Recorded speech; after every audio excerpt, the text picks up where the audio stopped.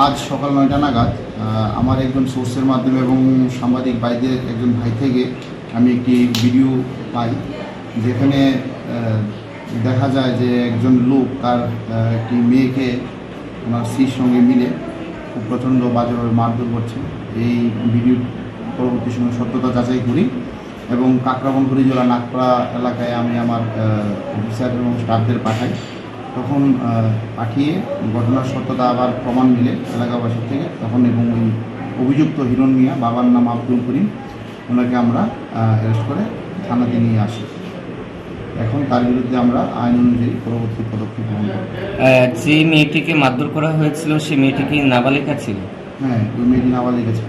একটা অভিযোগ আসছে যে অভিযুক্তকে আপনারা গ্রেপ্তার করেছেন এবং অভিযুক্ত যাকে মেরেছে সেটা নাকি সৎ মেয়ে। এরকম কি কিছু পেয়েছেন তথ্য? হ্যাঁ, এটাই, ওটা ওনার এটা সৎ মেয়ে, মানে উনি যে নাবালিকা মেয়ের যে মা, ওনার মা হলো এই অভিযুক্তের দ্বিতীয় স্ত্রী। এখন আইন অনুযায়ী ব্যবস্থা হ্যাঁ, আইন অনুযায়ী ব্যবস্থা গ্রহণ করবো। গ্রেপ্তার করেছিলেন কখন অভিযুক্তকে? এই তো সকাল দিকে 12টার আগে।